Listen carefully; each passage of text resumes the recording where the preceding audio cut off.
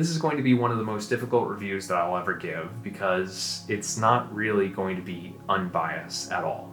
See, the Galaxy S22 Ultra is the same sort of great, incredible smartphone, flagship smartphone that we'd expect from Samsung, that we probably will see a follow-up in just a couple short weeks, which is great news, but that's not really what makes it incredible for me. What makes it incredible for me is what it's done for me and what it's been a part of in my life.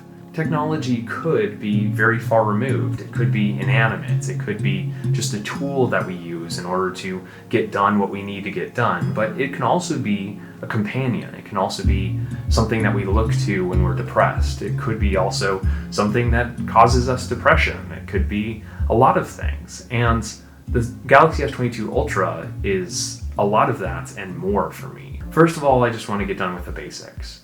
In terms of design, the Galaxy S22 Ultra, I'm not the biggest fan of because it's designed a lot like the Note 20 Ultra from a couple of years ago. If you are a Note fan, then chances are you know what the feeling of the Galaxy S22 Ultra feels like. It's got pretty sharp edges, a curved glass matte back finish, and it's got a pretty big footprint that makes it pretty difficult to be able to use with one hand. I would say it's a little bit easier than the iPhone 14 Pro Max or the iPhone 14 Plus because it does have those curved edges, but in comparison to most other flagship phones released this year, I would say that this is pretty dang large and uncomfortable. Performance is as good as ever, and battery life, while it could be a little bit better, I'm consistently getting a day and a half to 2 days worth of battery life with the Galaxy S22 Ultra, even a year after its initial use. I would have loved to get even a little bit more had they not included the S Pen. The S Pen in my mind is just a cop-out to satisfy those Note fans that were still hanging on to their Notes, but there's still some Note fans for whatever reason that still think that the Galaxy S22 Ultra isn't a good successor, and they want their old Notes back. I'm not of the case. I would prefer if the Galaxy S22 Ultra didn't actually follow any of the Notes background, instead just made a great phone of its own. But I don't make all the decisions. One thing that still stands out to me about the Galaxy S22 Ultra is just how incredible the screen is.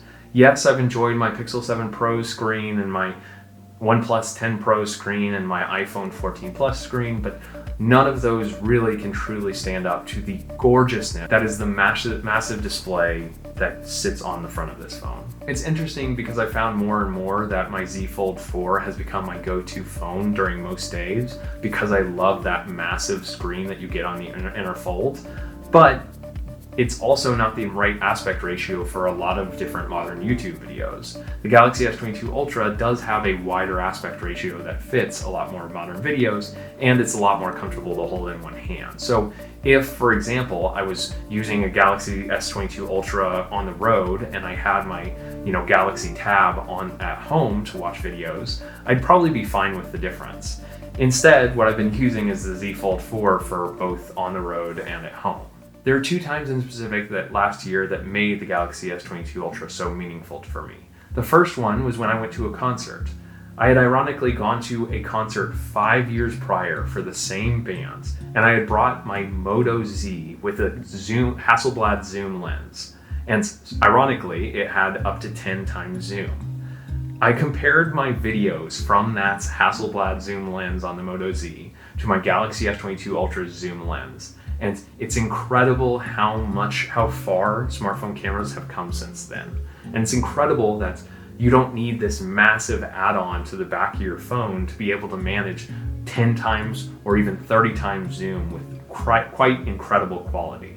That night will now be forever preserved in my memory because of how great of a job the Galaxy S22 Ultra did in reproducing it and being able to see everything. Then the second time when the Galaxy S22 Ultra came in clutch was when I was going to propose to my longtime girlfriend. We took a trip down to Peru and we ended up going up to Machu Picchu. I knew that I wanted to propose there. I set up my Galaxy S22 Ultra and recorded the proposal, and it did so flawlessly.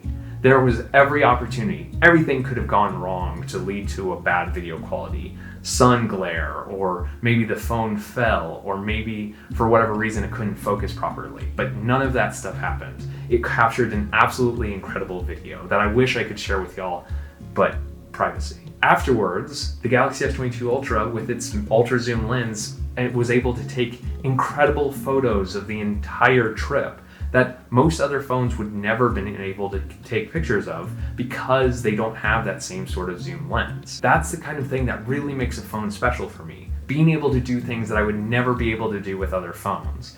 Couldn't do it with the iPhone 14 Pro, couldn't do it with the Pixel 7, couldn't do it with the OnePlus 10 Pro. All of them have no ultra zoom lens. Only the Pixel 7 Pro has an ultra zoom lens that could compare. This year, Samsung's likely going to release a successor that's better in many ways, but it's never going to have quite the meaning that the S22 Ultra did for me, and I'm really thankful for it. If you are interested in getting an S22 Ultra or an S23 Ultra, then please use my links down below, but I would highly recommend getting this phone if you want a phone that can get an incredible photo from just about anywhere. That's one thing that really sets this phone apart, and it's been one of my favorite phones that I've ever used. Thank you for watching InnoIso. I know this one was a little bit different.